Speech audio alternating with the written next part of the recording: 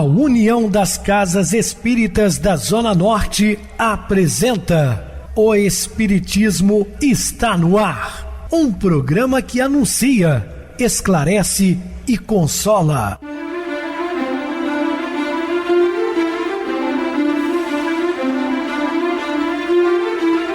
Não se turve vosso coração. Credes em Deus, credes também em mim. Na casa de meu pai há muitas moradas. Se assim não fora, eu vou-los teria dito, pois vou preparar-vos lugar. O Espiritismo está no ar. Sintonize esta frequência. Pare, pense na vida, faça perguntas. Uma ótima noite para você, muito obrigado pelo carinho, pela sintonia. Rádio Clube FM, sua voz é a nossa voz. Estamos no ar de segunda a sexta, desde 2014, pela emissora, depois também pelo YouTube.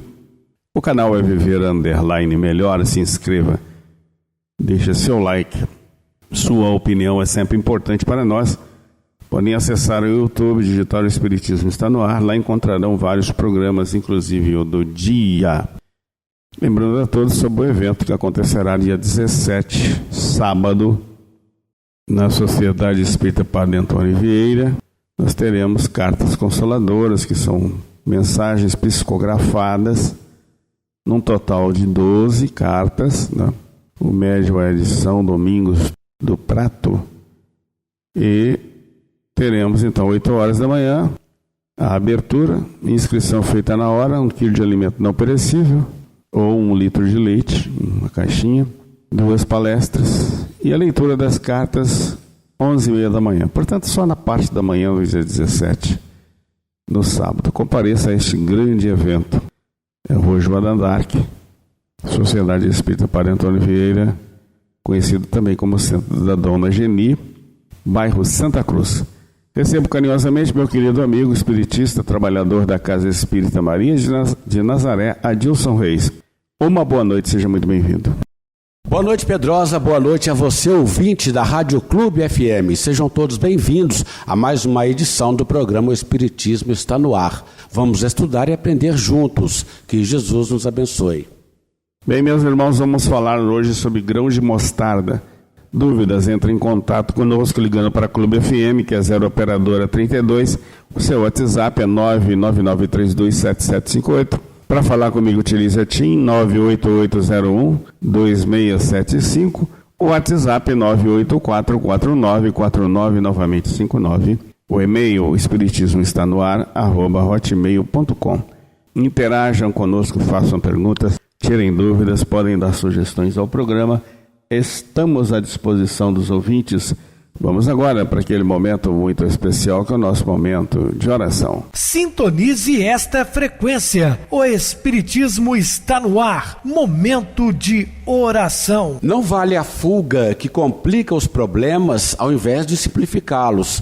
Aceitemos o combate em nós mesmos, reconhecendo que a disciplina antecede a espontaneidade. Não há purificação sem burilamento, como não há metal acrisolado sem cadinho esfogueante. A educação é obra de sacrifício no espaço e no tempo, e atendendo à divina sabedoria que jamais nos situa uns à frente dos outros, sem finalidade de serviço e reajustamento para a vitória do amor, amemos nossas cruzes, por mais pesadas e espinhosas que sejam, nelas recebendo as nossas mais altas e belas lições.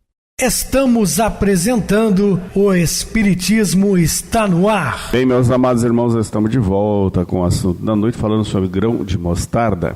Em síntese, a fé, como força instintiva da alma, guarda em si possibilidades transcendentes e poderes infinitos no imo da própria alma. Então, a fé é uma força motora, motivadora, né? Por mais dificuldades que enfrentamos, quando temos uma fé sólida, sabemos que seremos beneficiados adiante. Ou desenvolve também uma esperança renovadora.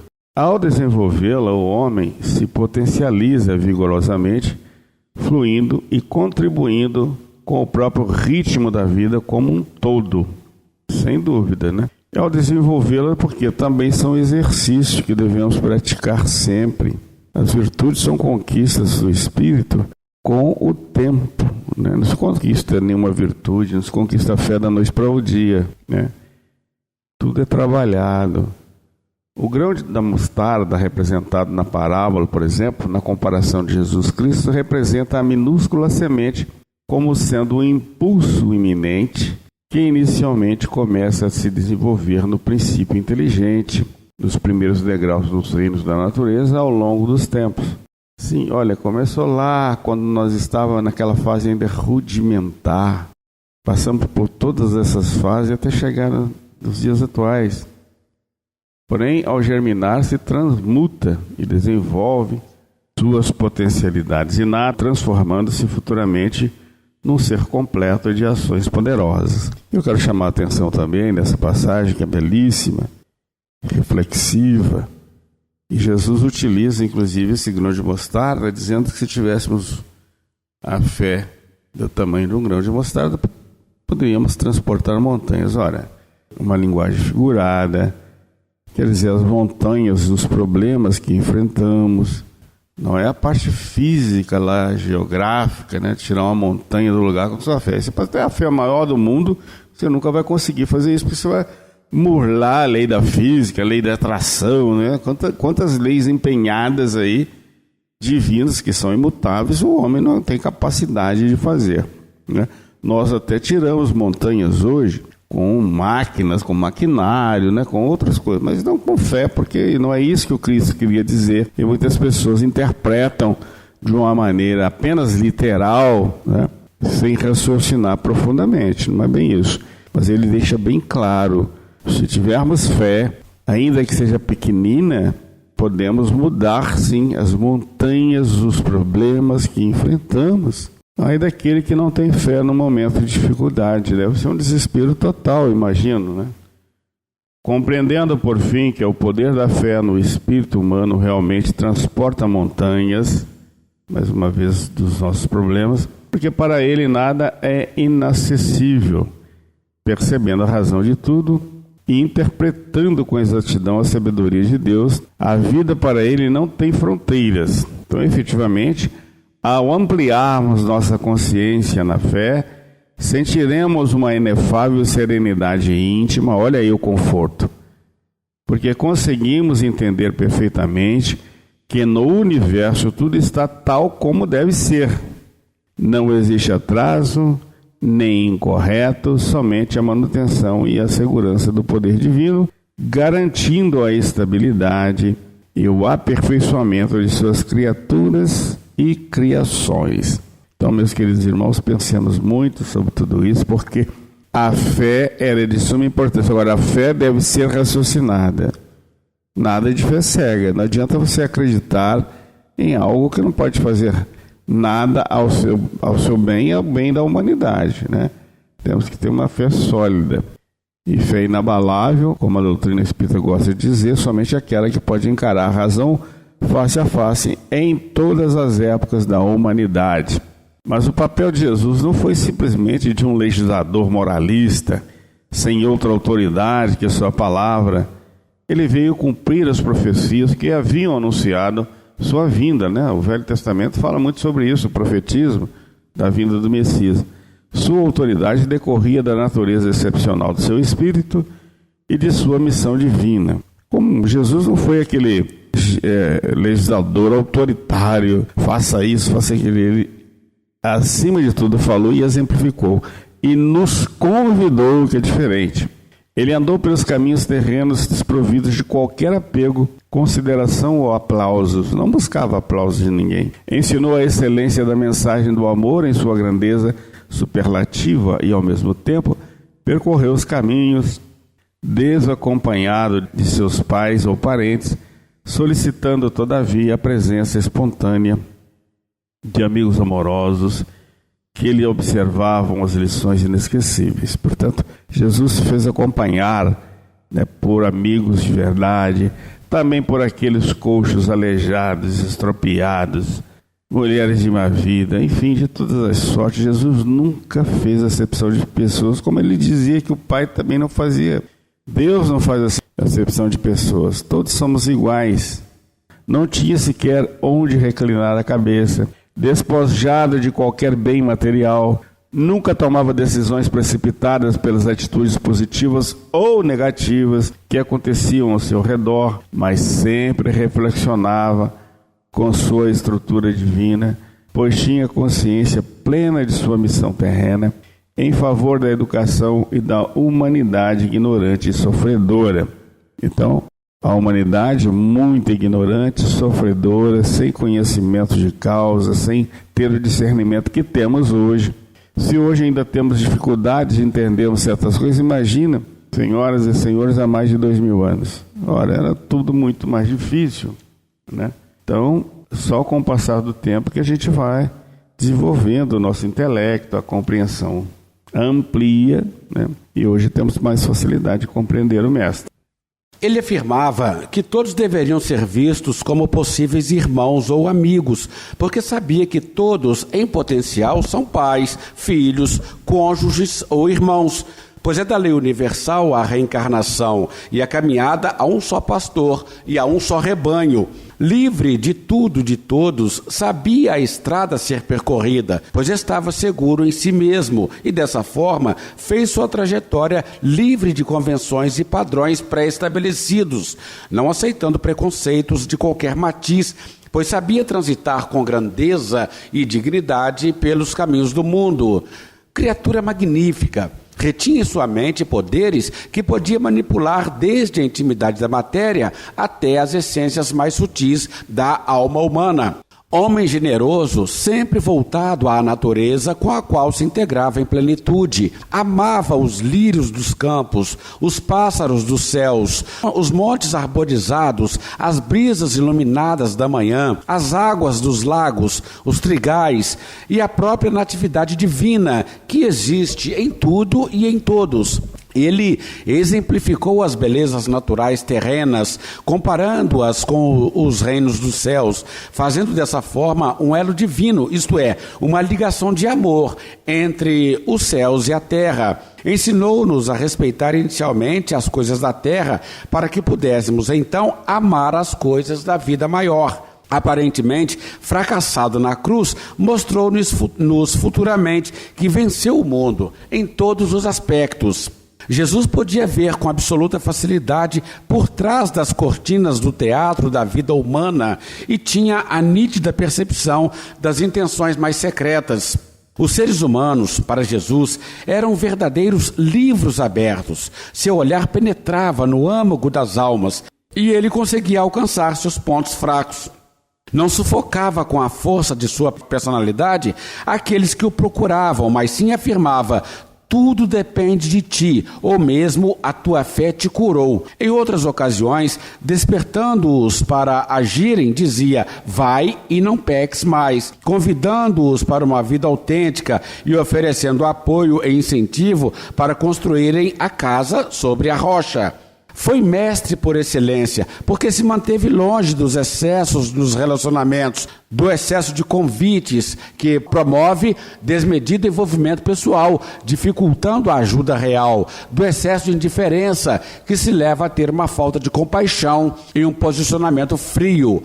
Preceptor das almas, levou-nos à reflexão íntima, ou melhor, à interiorização de nós mesmos, quando assegurou: eu estou no Pai e o Pai está em mim, formalizando assim toda uma necessidade do nosso autoconhecimento como base vital para alcançarmos o reino dos céus.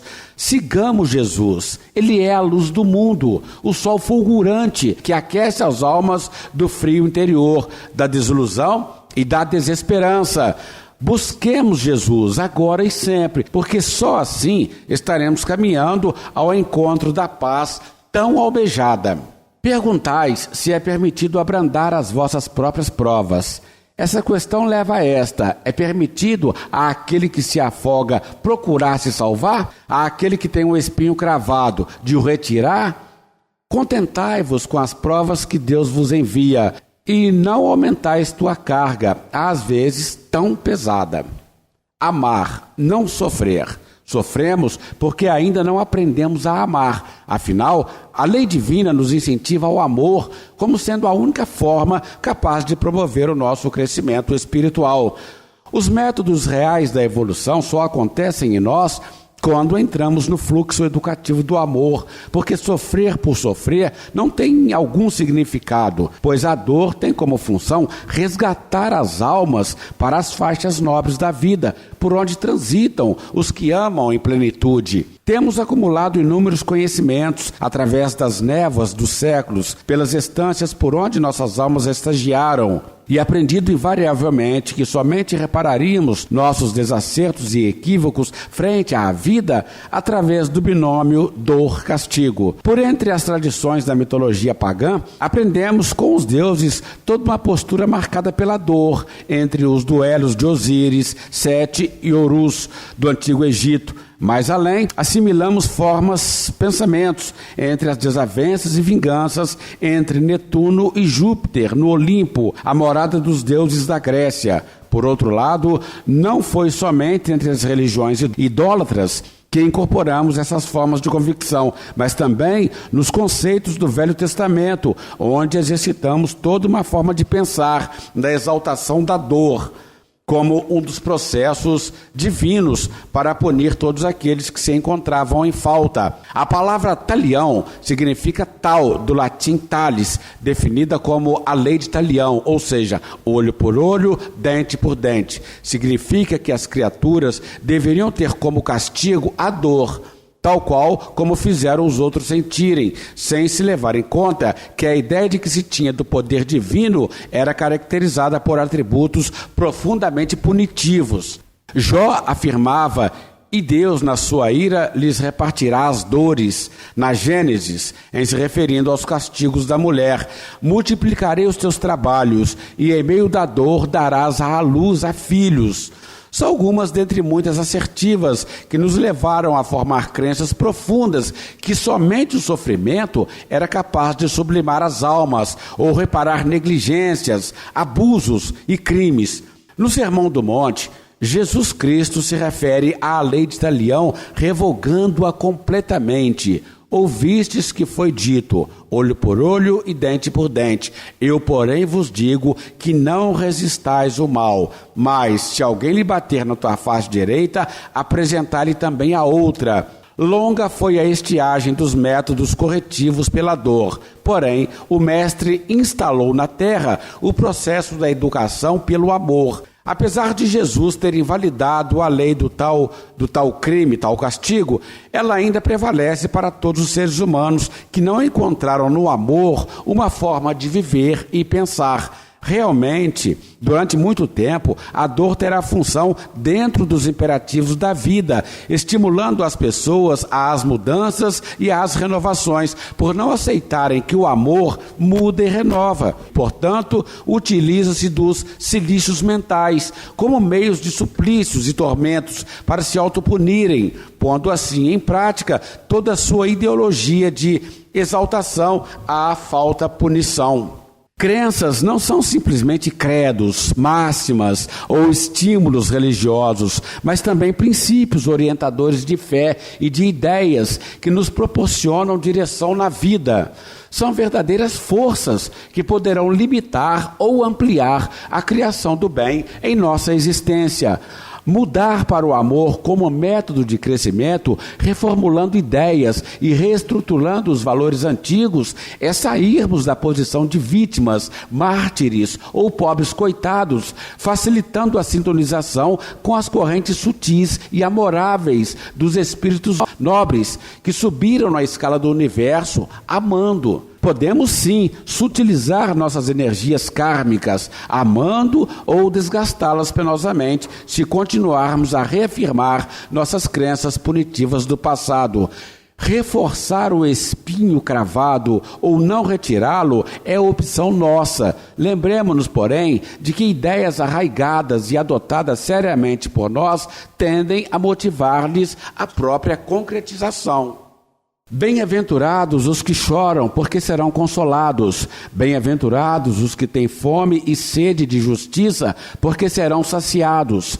Bem-aventurados os que sofrem perseguição pela justiça, porque o reino dos céus é para eles.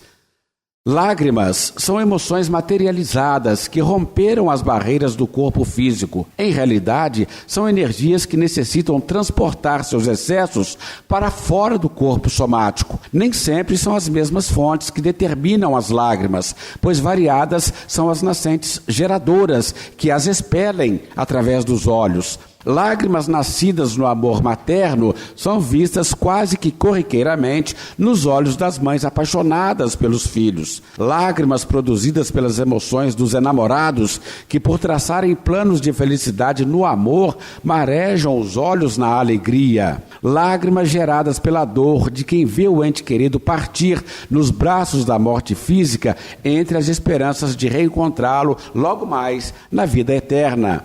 Lágrimas de amigos que apertam as mãos nas realizações e uniões prósperas são sempre nascentes puras de emotividade sadia, oriundas do coração. Há, porém, lágrimas criadas pelos centros de desequilíbrio que mais se assemelham a gotas de fel, pois quando jorradas, congestionam os olhos, tornando-os de aspecto agressivo, de cor carmim, entre as energias danosas que embrutecem a vida. Lágrimas de inveja e revolta que marejam os olhares dos orgulhosos e despeitados quando identificam criaturas que vencem os obstáculos, alcançando metas e exaltando as realizações ditosas que se propuseram edificar.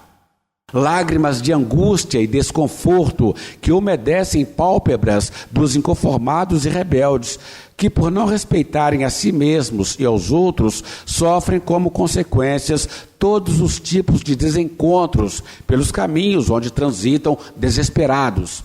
Lágrimas de pavor e devassidão que brilham em olhos lacrimosos são, em uma análise mais profunda, tóxicos destilados pela fisionomia dos corruptos, que lesam velhos, crianças e famílias inteiras na busca desenfreada de ouro e poder.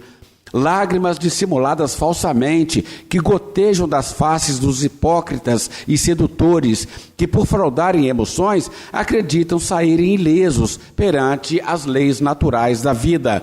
Conta-se que lágrimas espessas rolaram dos olhos dos ladrões crucificados entre o Senhor Jesus no Gólgota. As gotas de lágrimas do mau ladrão fecundaram no terreno dos sentimentos as raízes da reflexão e do discernimento, do porquê dos corações serem rígidos e inflexíveis. A humanidade entendeu que há hora de plantar e tempo de ceifar, que nem todos estão momentaneamente aptos a entender a essência espiritual, nascendo, portanto, desse entendimento o perdão incondicional. Mas dos olhos do bom ladrão deslizaram as lágrimas dos que já admitiram seus próprios erros, vitalizando o solo abundantemente, fazendo germinar as sementes poderosas que permitem às consciências em culpa a usar sempre amor incondicional a si mesmo e aos outros, como forma de restaurar novamente sua vida para melhor.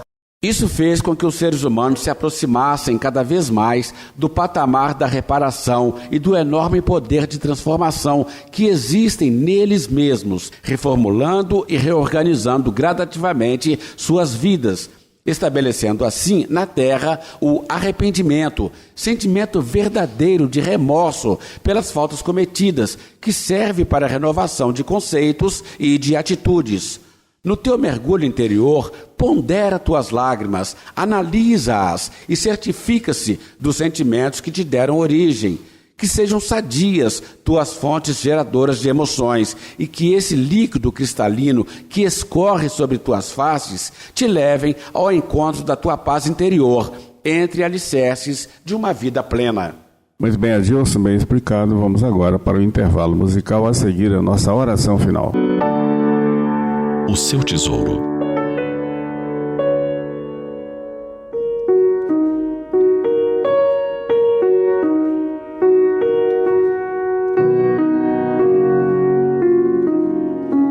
A vida moderna é muito rica e variada. Entre infinitas possibilidades, por vezes, as criaturas se sentem perdidas. Quando quase tudo é possível, surge a dúvida quanto ao que é de fato importante e conveniente. Você já parou para refletir sobre as escolhas que tem feito ao longo de sua vida? Elas são coerentes com um projeto sério de metas previamente eleitas? Ou você vai ao sabor das circunstâncias sem pensar muito no que faz? O raciocínio constitui uma bênção divina em favor da humanidade. Ele deve ser usado para guiar o homem em sua trajetória evolutiva. Convém raciocinar sobre quais são os seus objetivos e valores. Pense sobre o que você realmente deseja. Evite ser um autômato que imita o comportamento alheio sem raciocínio crítico. A responsabilidade por suas escolhas é exclusivamente sua.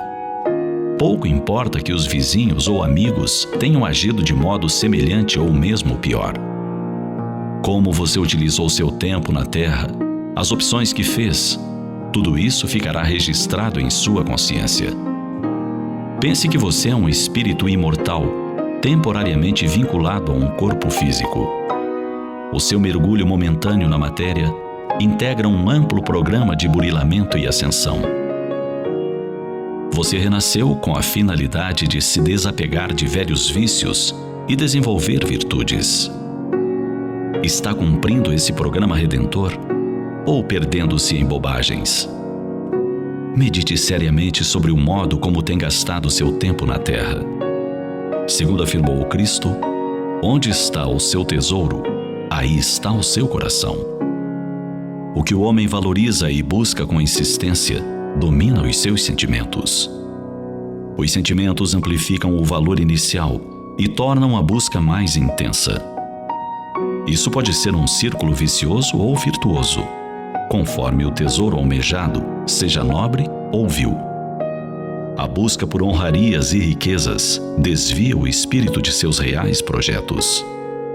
Envolto em ilusões, ele se perde no alarido vistoso do mundo.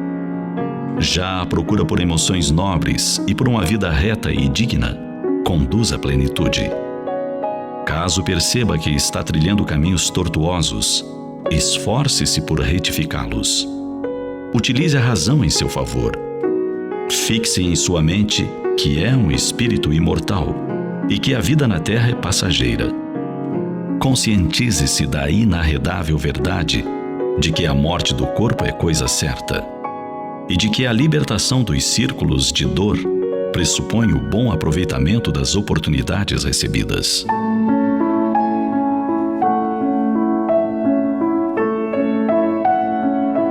Compenetrado disso, coloque o seu tesouro nos dons espirituais. Centre a atenção em burilar seu intelecto, em dominar antigos vícios e em desenvolver bondade e compaixão. Transforme o aprimoramento pessoal em sua meta maior. Gradualmente, o seu coração passará a estar junto com esse tesouro imortal. O esforço do princípio se converterá em facilidade e em prazer. O hábito do bem forjará uma segunda e maravilhosa natureza. Então, você experimentará a paz de quem colocou o próprio tesouro onde ninguém pode roubar. Pense nisso.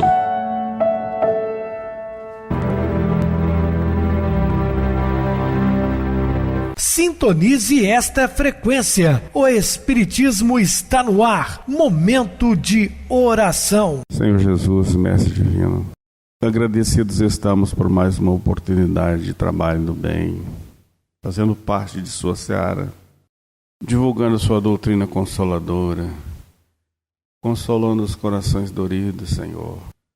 Somos sempre os primeiros a sermos beneficiados pelos seus ensinamentos, porque quando falamos somos os primeiros a ouvir. E isso nos engrandece muito, porque também somos necessitados, como todos, do vosso amparo e vosso auxílio. E agradecemos também à espiritualidade amiga, ao diretor do nosso programa, que não deixa passar nada daquilo que vai de encontro ao seu Evangelho, Senhor. Que a sua paz permaneça conosco hoje e sempre. Meu querido irmão Adilson, suas despedidas. Obrigado, Pedrosa, pela oportunidade de participar do programa de hoje com você. Estaremos dispostos novamente em outras oportunidades, assim Jesus nos permitindo. Obrigado a todos pela companhia, tenham todos uma boa noite, muita paz, que Jesus nos abençoe. Boa noite para você, Adilson, muito obrigado pelo apoio aqui no programa. Boa noite também a todos os amados irmãos ouvintes do YouTube, internautas do Brasil e do exterior, nossos irmãos da Zona Norte e de Juiz de Fora, que nos acompanham com a rádio local 87,9 Rádio Clube FM. Continue ligados ouvindo a nossa próxima atração, o programa Batidão com o DJ Tico, a seguir na voz de Ailton Moreno, o Encontro Central. Boa noite a todos e até amanhã, se Deus quiser.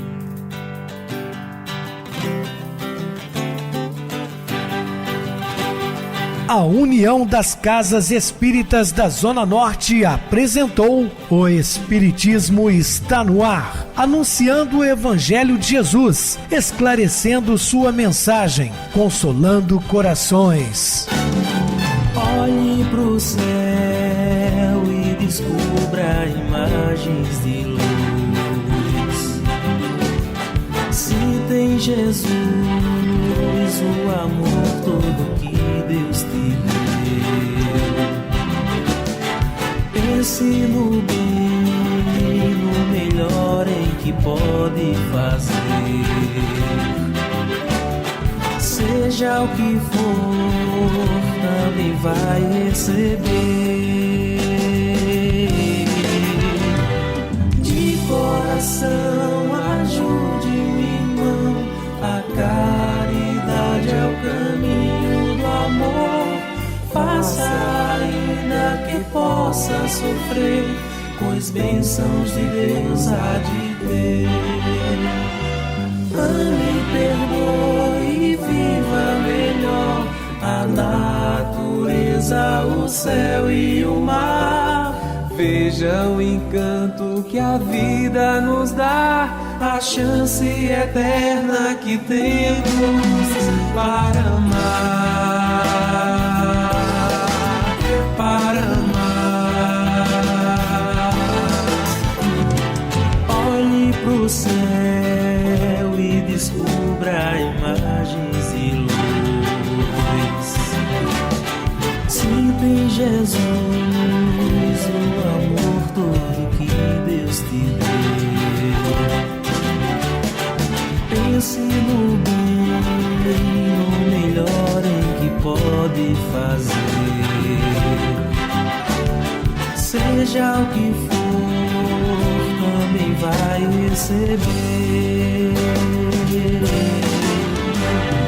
De coração, ajude o irmão, a caridade é o caminho do amor. Faça ainda que possa sofrer, pois bênçãos de Deus há de ter. Ame, perdoe e viva melhor a natureza, o céu e o mar. Veja o encanto que a vida nos dá, a chance eterna que temos